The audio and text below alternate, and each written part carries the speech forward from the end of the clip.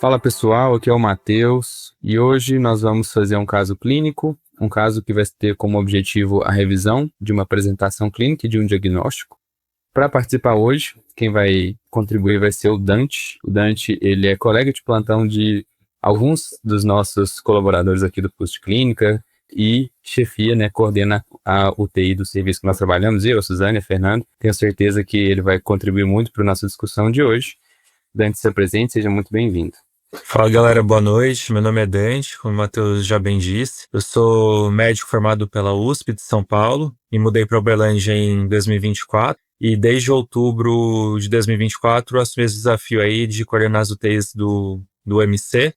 Tenho formação em clínica médica, em terapia intensiva, na época que terapia intensiva ainda era acesso por especialidade, hoje é acesso direto. E atualmente também sou um dos gestores aí da página do Papo de Clínica, trabalhei um tempo na Medway também, que é uma startup aí grande de curso preparatório para residência. E atualmente estou com doutorado em andamento também e estou à disposição aí para conversar com vocês, compartilhar aí um pouquinho do meu conhecimento para ajudar aí nesse projeto aí incrível que o Matheus vem fazendo aí, que me convidou para participar. Queria aproveitar a oportunidade de agradecer o convite aí também. É um prazer te receber, Dante. Vamos para o nosso caso então.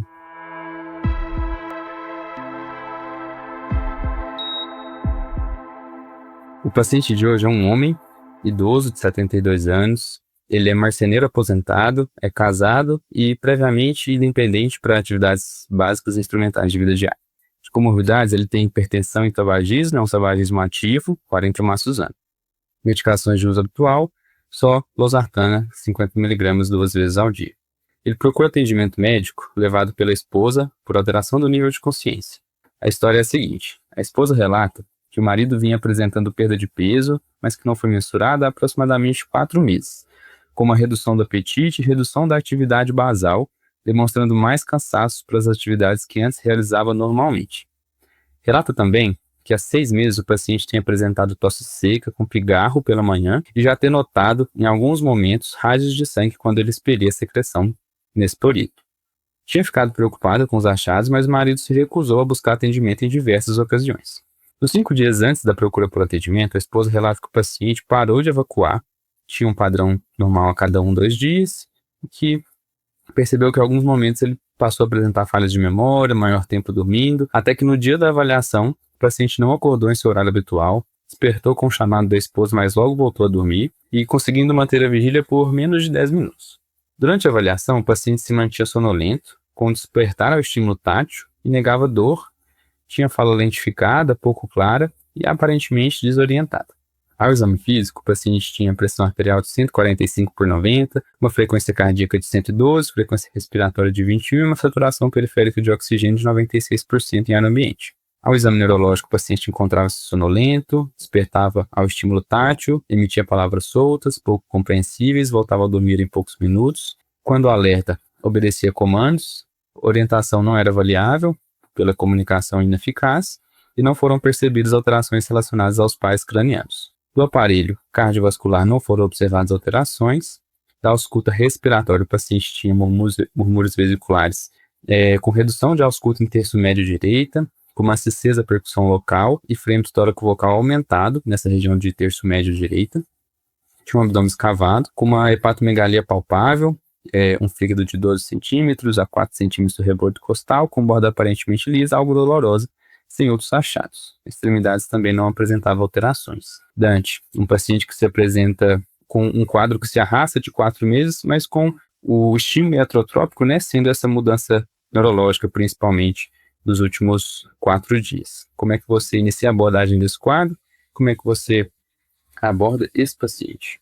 Então vamos lá. Aparentemente o diagnóstico sindrômico é de mais agudo, de um rebaixamento de nível de consciência. Esse paciente, acho que uma boa parte dos serviços, a depender de questão de vaga, vai ser admitido no hospital, provavelmente no ambiente de terapia intensiva, porque a questão de disfunção neurológica, principalmente pacientes jovens e que eram conscientes dias antes aí de todo o quadro começar, é uma coisa que preocupa bastante, Eu sempre falo isso, quando você está diante de pacientes jovens, sãos, rígidos, e que tem uma cognição boa, quando você tem uma disfunção neurológica, isso acende um sinal de alarme importante, independentemente do diagnóstico. Quando a gente fala de sepsis, isso é sempre mais grave, né? Paciente que chega para você confuso, orientado com uma sepse de foco pulmonar, por exemplo, e que se apresenta dessa forma, não sendo um idosinho mais frágil, que é mais propício ao delírio, isso sempre preocupa e diz muito sobre a gravidade da situação, né? Então, pensando em rebaixamento de nível de consciência, um paciente que não tem déficit focal, a primeira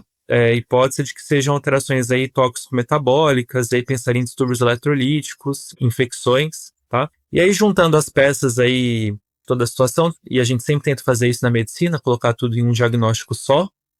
Pensa num paciente aí com um quadro crônico arrastado, com uma síndrome consuntiva, com uma tosse, com uma perda de peso. E agora, nos últimos dias, aí pensando num quadro mais agudo, eu pensaria que ele tem uma doença de base grave, né? Talvez uma neoplasia de base, uma endocardite, que algumas vezes também é negligenciada, ou um quadro infeccioso mais arrastado, uma tuberculose, por exemplo, juntando esses sintomas pulmonares, e que nos últimos 5 dias alguma coisa diferente aconteceu. Pode ser uma infecção bacteriana aguda, pode ser uma progressão da doença que está se manifestando dessa forma. E aí, indo por tópicos, né, pensando na questão da neoplasia, né, o paciente ele tem sintomas pulmonares, tem uma hepatomegalia. Acho que a gente poderia pensar, por exemplo, em uma neoplasia primária de pulmão com metástases hepáticas, por exemplo, faria sentido aí um todo racional. Câncer de próstata também é um cometimento relativamente comum em homens, mas dificilmente teria metástases pulmonares e justificariam esse quadro de hemoptise. Lembrar que no Brasil tuberculose tem que sempre ser pensado e poder ter uma infecção bacteriana agora superajuntada, levando a uma sepse e que fez com que o paciente descompensasse. E tudo bem que fígado maior, de bordas lisas, não é o padrão, mas também daria para pensar numa cirrose com um quadro infeccioso e que talvez ele tenha uma encefalopatia hepática. Então, eu pensaria realmente em causas mais tóxico-metabólicas e lembrar também, por fim, que quando a gente fala de rebaixamento sem déficits focais, se não há nenhum quadro infeccioso ou metabólico evidente, lembrar de investigar a infecção do sistema nervoso central também e fazer imagem aí da cabeça e, por fim, aí lembrar das sorologias também de doenças aí que causam síndrome consuntiva, especialmente HIV e hepatites. Eu começaria a minha investigação por aí com esse quadro clínico que foi apresentado. Legal, Dante. Só trazendo um pouco de números, né, para esses levantamentos que você trouxe. De fato, né, uma coorte sul-coreana trouxe para a gente um dado de setor de emergência de uma porcentagem de infecções sistêmicas causando rebaixamento do limite de consciência. E aí foi classificado nesse estudo um score de Comas de Glasgow menor do que 15, de 28%. Então, mais do que um quarto das vezes que o paciente se apresenta dessa forma vai ser infecção, né? 22% sendo causas metabólicas e ali 13% causas cerebrovasculares, né? Então, acho que está bem dentro aí do que você falou mesmo. E aí a gente segue para a abordagem inicialmente desse paciente, pensando nessas causas, né? Se a gente for levantar as 3 principais hipóteses para esse paciente, como é que você ranquearia as 3 primeiras? Bom, acho que por prevalência, mais comum é infecção. Então, para esse paciente chegando dessa forma, com histórico de hemoptoicos, eu abriria um protocolo sepsis inicialmente, dependendo das alterações de sinais vitais, culturas. E acho que se não tivesse nada muito escrachado nos exames laboratoriais, teria que começar antibiótico empírico também. E faria um painel geral aí de íons de função renal e função hepática para esse paciente. Eu acho que eu começaria pensando nesses casos aí mais prevalentes que você citou desse estudo, eu começaria por aí nesse caso.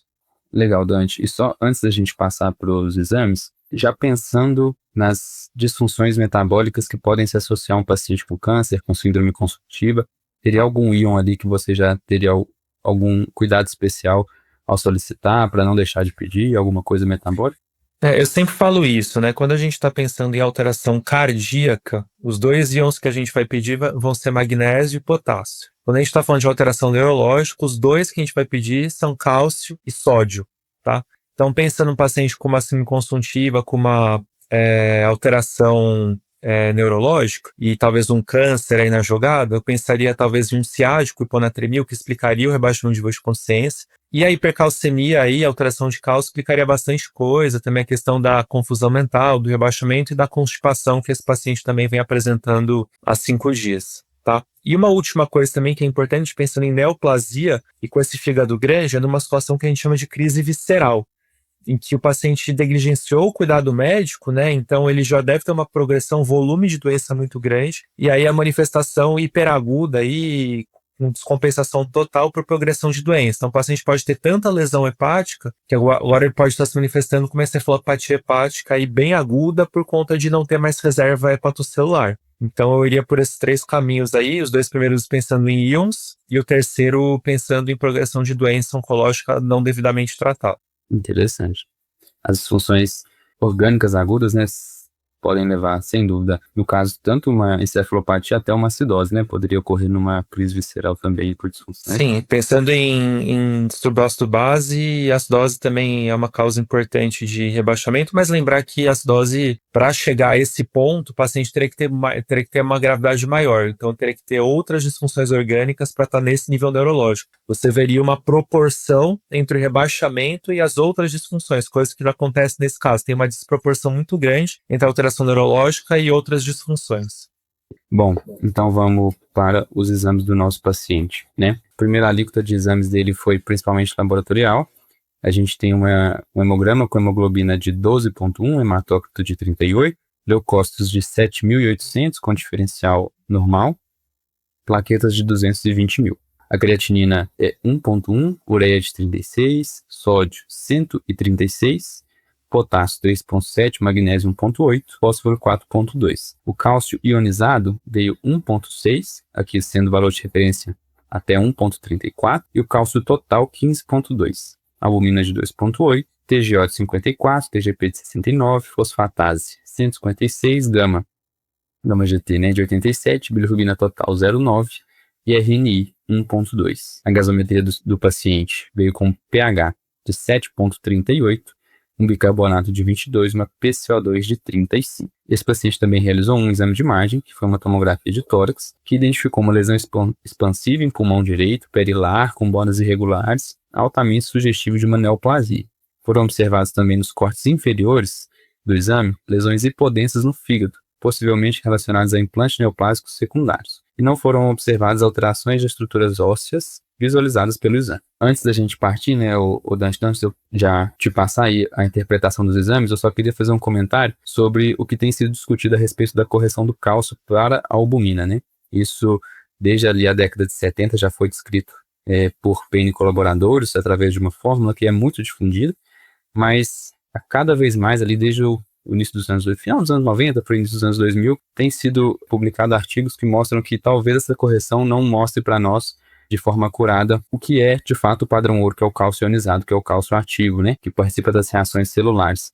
A campanha Choosing Wisely Internacional publicou em 2021, no Jornal de Medicina Hospitalar, recomendando, né, a não correção de rotina, e a campanha Choosing Wisely Brasil, agora em 2025, agora no final do ano, reforçou essa recomendação. O que eles defendem, né, que através desses estudos que comparam o cálcio total dosado com o cálcio corrigido por albumina, comparado com o padrão ouro cálcio ionizado, o cálcio total ele tem uma correlação com o cálcio ionizado de 80%. Mas o cálcio corrigido pela albumina, às vezes ele tem uma variação de correlação com o cálcio ionizado de 40% a 80%. E isso se mostrou em estudos que avaliaram tanto a maioria dos pacientes com níveis de cálcio normal, quanto pacientes que apresentavam cálcio em extremos, né? Então tem até uma coorte publicada em 2023, que avaliou só pacientes com doença da paratireoide. Então, aqueles pacientes que apresentavam extremos, hipocalcemia e hipercalcemia. E até nesses pacientes, a correção pela albumina levou a mais diagnósticos de hipercalcemia, ou seja, né, levando talvez a um sobretratamento desses pacientes, e levou também o entendimento de normocalcemia, quando na verdade os pacientes tinham hipocalcemia. Então, a gente deixou de tratar alguns pacientes que também precisavam com níveis reduzidos. Então, são situações, né, que quando a gente deixa de agir e quando a gente age em excesso, né? Então, são duas situações que podem gerar um levantamento aí para questionar esse dado da correção do cálcio e, sempre que disponível, optar por solicitar o cálcio ionizado. Fazendo esse adendo, Dante, eu queria já passar para você, porque fica claro pelos exames do nosso paciente que é muito provável que a causa, né, desse rebaixamento do nível de consciência seja por um distúrbio do cálcio. Antes de falar do câncer, né, falando das causas de hipercalcemia até a gente fechar no câncer, como é que você faz seu raciocínio nesse sentido? Bom, vamos lá. Eu tenho alguns comentários para fazer. Então, realmente, assim, o quadro clínico é bem compatível, né? A gente tem um paciente com uma doença oncológica de base, uma doença oncológica que sabidamente pode causar hipercalcemia da malignidade. Lembrar que não são todos os cânceres que fazem isso. E aí, quando a gente fala de câncer, a gente está falando principalmente do SEX, né? Das neoplasias de células claras renais. E em alguns casos de neoplasias hematológicas por um mecanismo diferente que a gente vai comentar. Então são esses três o que a gente tem que lembrar sempre que podem causar hipercalcemia da malignidade, tá? Um segundo ponto também é bastante relevante nesse caso e que vai muito em linha daquilo que você comentou. E quando a gente fala de distúrbios de cálcio e sódio, isso é sempre uma verdade, é que a gente tem que primeiro analisar a clínica do paciente, ver a gravidade clínica do distúrbio, assim como o valor laboratorial. Então, trazendo para a hiponatremia, por exemplo, se eu tenho um paciente com sódio de 132, que é considerado uma hiponatremia leve, e esse paciente chega em coma na UTI, na sala de emergência, muito provavelmente esse distúrbio não é do sódio. A mesma coisa vale para o cálcio também. Se a gente tem um paciente que chega em coma, com uma hipercalcemia com um cálcio iônico de 1,4, limite a 1,3, como você bem comentou, muito provavelmente isso não é do cálcio. Então, a gente tem que avaliar a proporção entre a alteração laboratorial e a alteração clínica desse paciente. E aqui, no caso, a gente tem um valor de cálcio iônico, que é uma alteração considerada moderada, tá? Até 2 a gente considera moderado, e uma alteração grave clínica, o paciente tem alteração de nível de consciência. Isso já define gravidade do paciente com hipercalcemia da malignidade, tá? Então, trazer isso para esse caso que eu acho que isso é relevante. Segundo ponto, se eu trato o paciente do distúrbio eletrolítico, seja ele sódio, seja ele cálcio, pensando no nível neurológico, e o paciente não melhora, então eu tenho que buscar outras causas. Nesse paciente, eu consideraria, caso ele não melhorasse, fazer uma tomografia de crânio e coletar um líquor. Primeiro que ele tem chance de ter metástase cerebral por conta dessa neoplasia de base pulmonar. E segundo, que ele pode ter uma infecção do sistema nervoso central também, que justificaria esses achados, tá?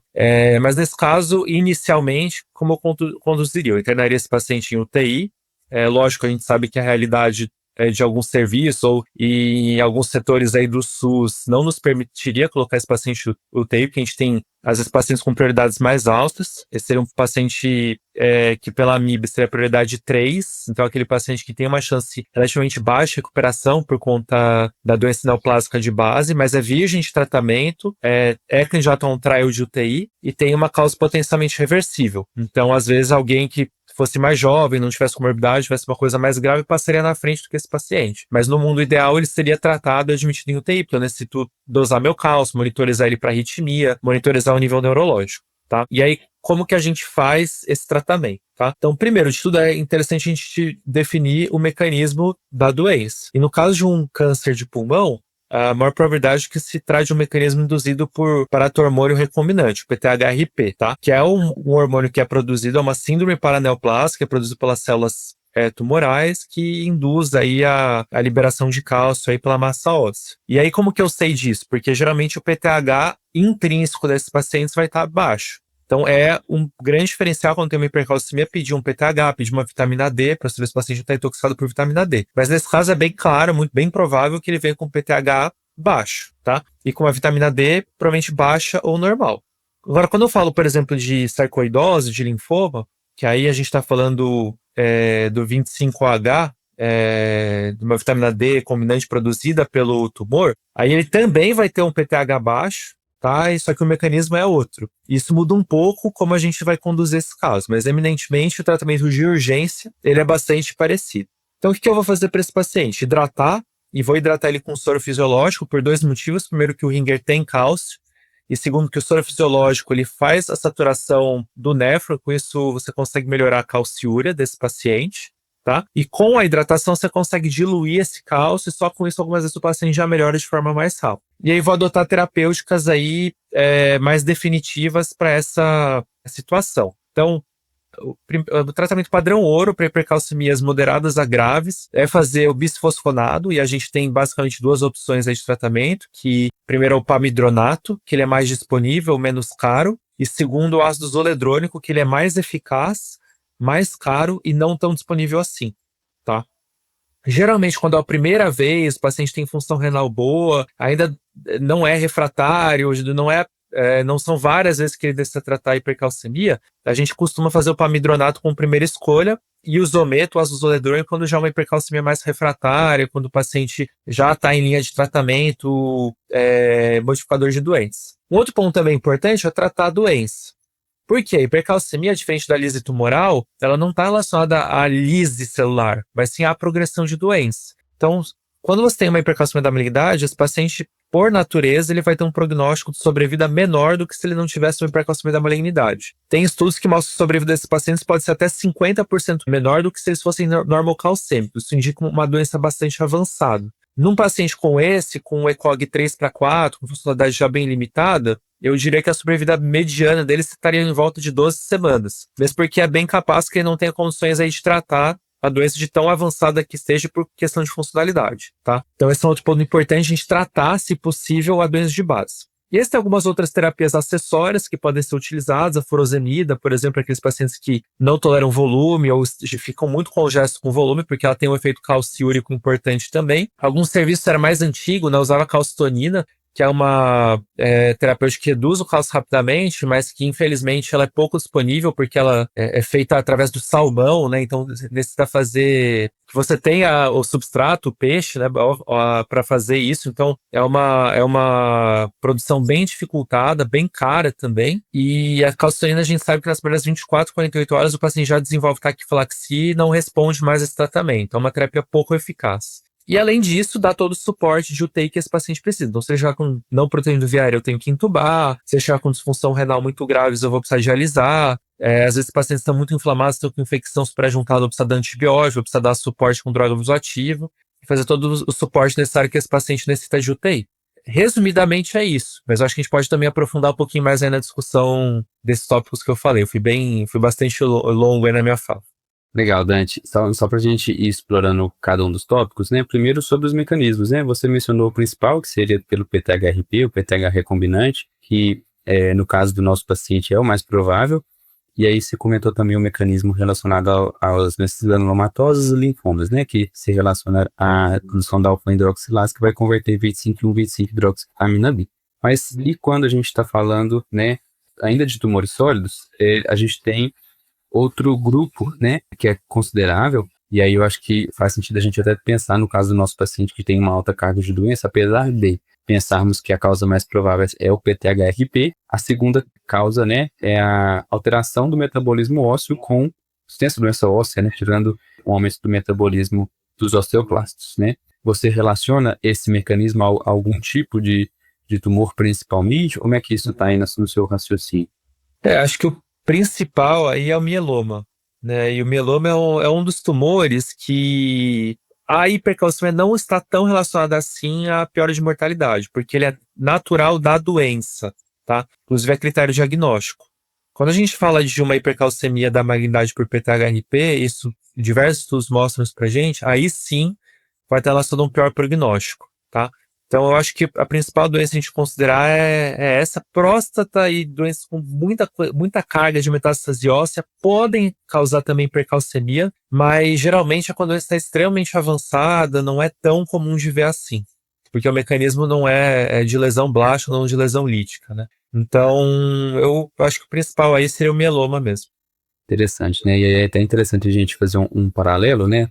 Quando a gente fala de tumores sólidos, porque a maioria das vezes a gente vai entender esses fatores, esses valores prognósticos dos achados através de estudos longitudinais, e quando a gente fala de hipercalcemia e alta carga de doença, a gente vai relacionar. A hipercalcemia leva a alta mortalidade, mas nem sempre é o distúrbio. Muitas vezes é a doença, né, gerando todas as disfunções quando ela invade algum órgão, como a gente já falou aqui da possível crise visceral, ou então uma disfunção hepática, por exemplo, por grande extensão de doença acumulada, né, ao longo do tempo. Então, não necessariamente é o cálcio que leva a óbito. Pode ser, sem dúvida, mas muitas vezes a gente tem que olhar para a carga de doença mesmo como o grande impactante nesse fator prognóstico. Eu concordo contigo. Eu, por exemplo, vi muita hipercalcemia da malignidade. Eu fui diarista da UTI do Instituto do Câncer lá em São Paulo por 4 anos. Eu vi diversas hipercalcemias. Eu nunca vi ninguém morrer de hipercalcemia da malignidade, tá? Nunca vi ninguém chegar a fazer arritmia maligna, parar por conta disso. Mas realmente é bem o que você falou, é um marcador de extensão de doença, de gravidade de doença. Lembrar que esses pacientes acabam nesse contexto, né, de rebaixamento, de imobilismo, de constipação, eles ficam mais limitados ao leito, que piora ainda mais a caquexia que ele já tem por perda de massa muscular, e aí isso piora tudo, piora a funcionalidade, piora a chance de recuperação, cicatrização de ferida. Então é só mais a cereja do bolo, eu concordo contigo nesse sentido, tá? Como eu falei, não vi nunca ninguém morrer diretamente de precalcimento da imunidade, mas já vi muitos pacientes morrerem nesse contexto por conta da progressão da doença, sim. Interessante, Dante. Indo para mais uma alíquota de exames do nosso paciente, né? Você comentou já que passaria pela nossa avaliação, então a gente vai avaliar tudo aquilo que participa da cinética do cálcio, né? Então, a partir do momento que a gente identifica, né, a hipercalcemia. Então, a gente avalia o PTH, no caso do nosso paciente idoso, é um valor supresso, então a gente entende que tem um down regulation, né, da paratireoide para produzir esse hormônio. A vitamina D também faz parte dessa avaliação, no caso do nosso paciente veio de 21. Por que ela faz parte? Porque a intoxicação por vitamina D é uma das causas de hipercalcemia, né? Acaba que o contexto oncológico do nosso paciente grita como a causa mais provável, mesmo antes do resultado do exame, e aqui a gente afasta isso, né? A gente dosa também a 1,25 vitamina D, ou calcitriol, como você preferir dizer, para avaliar se tem relação com aquele mecanismo das doenças granulomatosas, dos linfomas, né? No nosso caso também normal. E, quando disponível, né? A gente sabe que na maioria dos serviços não é disponível, a gente tem a possibilidade de dosar o PTH recombinante, o PTH-RP. E se a gente detecta ele aumentado, fica claro para a gente que esse é o mecanismo de doença. No nosso paciente fictício, a gente tem uma dosagem aumentada. Foi realizada também, né, aqui já pensando na hipercalcemia, naquele mecanismo de alta carga de doença óssea, um complemento da avaliação do arcabouço ósseo desse paciente e também para estadiar a doença dele, né? Então foram identificadas múltiplas lesões possivelmente metastáticas em fígado e lesões líticas em coluna lombosacra, mas, nesse caso, não caracterizando grande extensão de doença óssea. Então, fica aqui mesmo como a principal causa a síndrome paraneoplásica pelo PTH recombinante. Aqui a gente já fecha, né, o diagnóstico do nosso paciente, né? Então, uma hipercalcemia da malignidade relacionada a uma neoplasia de pulmão, provável SEC, mediada por PTH-RP. E aí, vamos falar dos tratamentos, né? Você já pincelou aí todos os tratamentos disponíveis, então a primeira opção, né? O paciente chega na sala de emergência, seja na UTI.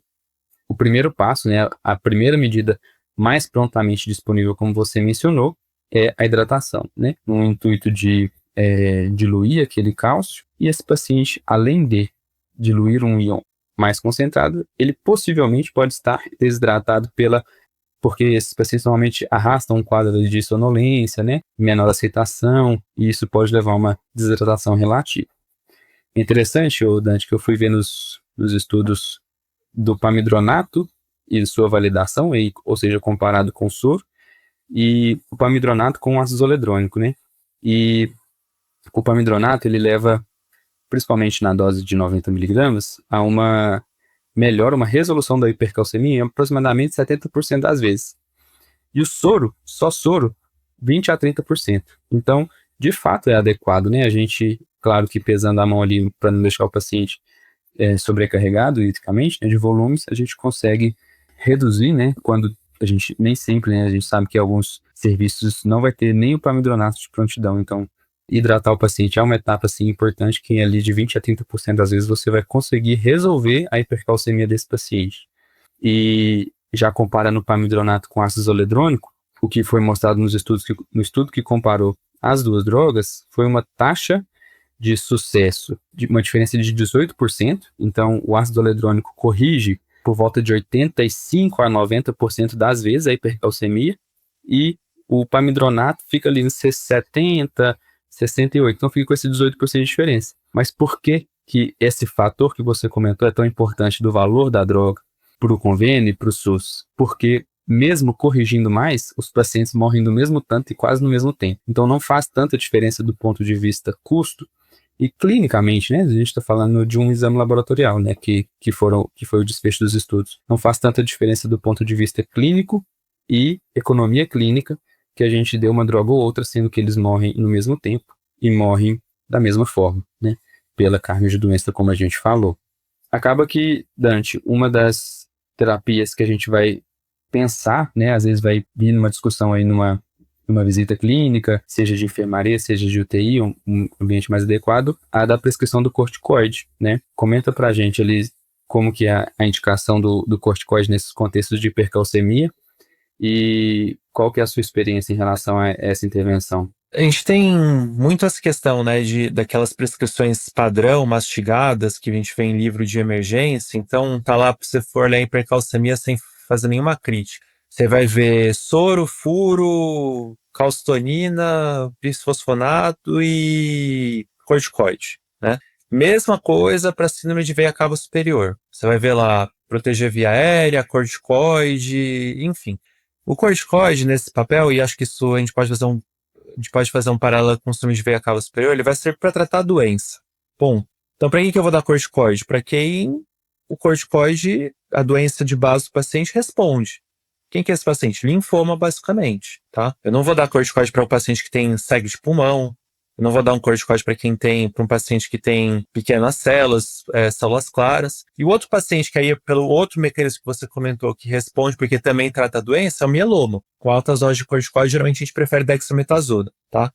Então, da minha visão, são para esses dois pacientes. Ou é uma hipercalcemia da malignidade por grande volume de doença, no CRAB do mieloma, ou é um corticoide que você vai dar para um linfoma, o paciente está fazendo mecanismos aí de hipercalcemia por vitamina D, né? Então, eu pensei nesses dois critérios. E a mesma coisa vale para síndrome de veia cava superior. Você não vai dar síndrome de corticoide para paciente que tem pequenas células que está causando uma veia cava superior. Mas talvez você dê um linfoma, por exemplo. Então, acho que o racional é por aí. É pensar em qual é a doença de base e entender se o corticoide trata ou não essa doença de base. E como é que é a furosemida nessa lista de prescrição aí? Como é que você pensa na furosemida nesse contexto? Eu só uso realmente para aquele paciente que está com hipervolemia ou que fica congesto e não tolera volume, tá? Especialmente, ainda mais daquilo que você comentou, que o paciente ele chega normalmente desidratado, né? Se fazer furosemida, você vai piorar a desidratação, sem contar que você pode gerar outros distúrbios eletrolíticos, principalmente potássio, magnésio, que também vão ter um papel em poder deflagrar arritmias cardíacas para esse paciente. Então, só realmente fazer quando o paciente está congesto, hipervolêmico, claro, sinais de que não está tolerando mais volume. E aí faz sentido você associar os dois, bem entre aspas, tá? Para lavar o rim. Que é o que muita gente fala, vou dar os dois para lavar o rim. Mas isso aí não tem evidência nenhuma e você só tem que usar realmente como uma medicação sintomática, tá? Uhum. E esse mesmo racional também vale para lise tumoral. Furosemida tá também na listinha ali na receita de bolo para lise tumoral? Está também, mas só vai usar se o paciente ele não tolerar volume, se ele ficar congesto, se ele ficar hipervolêmico, tá? E aí lembrar, pessoal, que diurético, você sempre tem que dar quando o paciente está com uma hipervolemia global. Então, também já teve até uma questão clássica de prova, né? O paciente está jogando futebol, tem um infarto jogando futebol, tem uma parada cardíaca, é reanimado, chega no hospital um edema agudo de pulmão. Eu não vou dar furosemida para esse paciente, vou dar volume para esse paciente. Porque você tem que lembrar qual que é a clínica que está por trás. E, geralmente o paciente com hipercalcemia, como o Matheus bem falou, está desidratado. Então não vou pegar e dar furosemida para esse paciente logo de cara, tá? Acho que é isso, assim, evitar seguir as receitinhas de bolo e prescrever os 5 itens aí para todo mundo sem ter discernimento. Legal, Dante.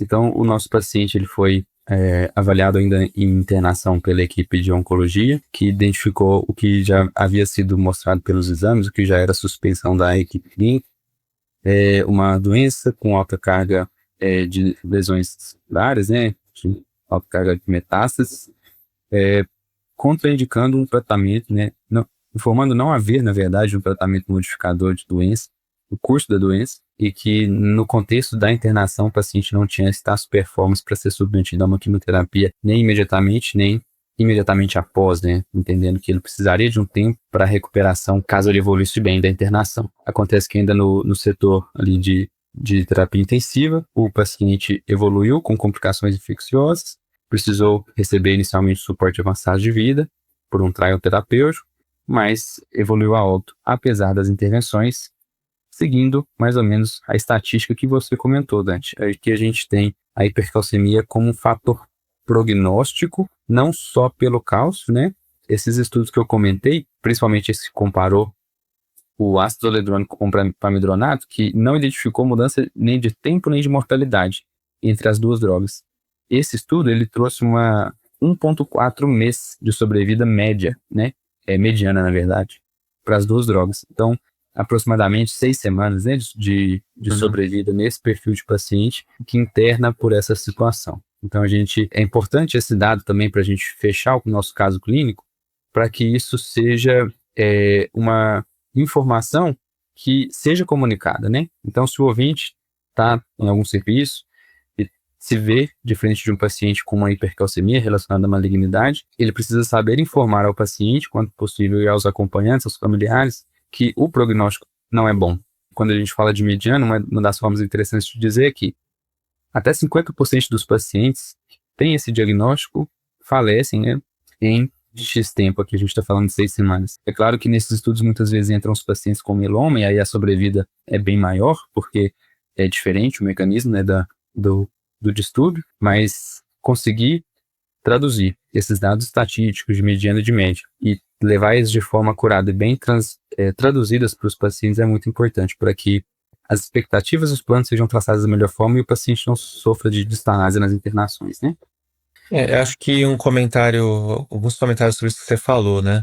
Esse paciente, lógico que foi, nesse caso aí, hipotético por opção dele, que ele negligenciou a própria saúde, mas não é incomum a gente ter uma situação que o paciente procura o serviço e ele mesmo acaba sendo negligenciado. A gente teria até uma situação de mistanásia, né? De ele chegar nesse ponto de doença, nunca ter sido diagnosticado, nunca ter sido tratado. Isso, nessa situação, caracterizaria uma mistanase, ele não ter tido a morte adequada, uma morte ruim, justamente porque ele não teve o diagnóstico, não teve a chance de tratar, né? Então, quando o paciente chega nesse ponto. Segundo tópico, acho que isso é muito importante para quem atende esses pacientes em emergência, já conversar com a família na hora que esse paciente chega no pronto-socorro. Não pode, tem o diagnóstico, já sabe o que é, conversar que esse paciente ele vai ser internado, que vai ser pedido uma avaliação da oncologia, que é um paciente grave, que talvez ele possa não se beneficiar de medidas aí mais agressivas caso ele piore. Então, isso tudo precisa ser muito bem conversado. E uma vez firmado a definição da oncologia em relação ao prognóstico, de que ele não seria candidato a terapia modificador de doença nem durante a internação, o que eu faria para esse paciente? Eu faria o que a gente chama de um trial de UTI, mas um trial de UTI limitado. Então, eu conversaria com a família, se possível, eu já envolveria a equipe de cuidados paliativos, e a gente faria, por exemplo, medidas não invasivas para melhorar os sintomas desse paciente, tratar o cálcio, se ele tivesse uma infecção, iniciaria com antibiótico empírico. Mas eu, por exemplo, não submeteria esse paciente à diálise, não submeteria esse paciente à intubação, à reanimação, e droga vasoativa não faria, por exemplo, doses moderadas ou altas, tá? E aí, se ele melhorar muito disso, tiver condições de ir para casa, pode ser que até no futuro ele consiga tratar. E se ele piorar, ou se ele não melhorar, que na UTI, né, quando a gente dá todo o suporte, o paciente não melhora, isso também implica que o paciente está piorando. Aí sim, retirada de suporte e cuidados paliativos aí predominantes ou exclusivos a depender da evolução clínica. Então, dizer que realmente assim, é importante conversar com a família e também já definir logo de cara que esse paciente interna, baseado nos estudos, baseado na avaliação prognóstica, na funcionalidade, nos valores do paciente, também o plano terapêutico para esse paciente a médio e a longo prazo, né? A gente fala muito também dessa receitinha de bolo, que hipercalcemia é volume, é pamidronato, mas também às vezes esquece de falar dessa questão prognóstica e desse plano de cuidados aí a médio e longo prazo, que você muito bem comentou, Matheus. Legal, Dante. Acho que assim a gente fecha o nosso caso, um caso bem representativo da rotina ali dos setores de emergência, principalmente aqueles que têm algumas cidades, alguns fluxos, né, para receber pacientes oncológicos. Então, é a realidade desses serviços e dos serviços gerais também, né? Acredito que a gente conseguiu abordar diagnóstico, é um diagnóstico mais laboratorial, mais direto, né? Abordagem inicialmente pelo rebaixamento do nível de consciência e os principais tópicos aí de tratamento, né? A gente esmiuçou aí cada tópico e sobre os fatores prognósticos. Fico muito feliz com a sua participação, agradeço. Espero que o pessoal aproveite. Muito obrigado, Dante.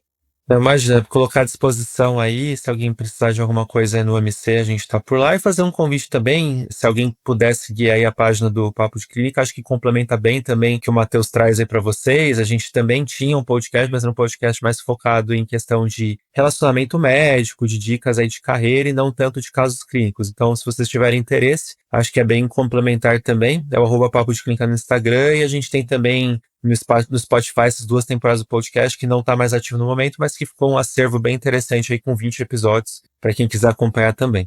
Tá bom? Eu agradeço mais uma vez o convite, me colocar à disposição para discutir outros temas. Se quiser me chamar também para conversar sobre UTI, sobre medicina baseada em evidências, eu também estou à disposição. Isso aí, pessoal. E hoje eu vou mandar um salve para os residentes lá da UPA, que eu estava discutindo hipercalcemia esses dias. Ana Júlia, Maria Júlia e agora já clínico, doutora Anderson.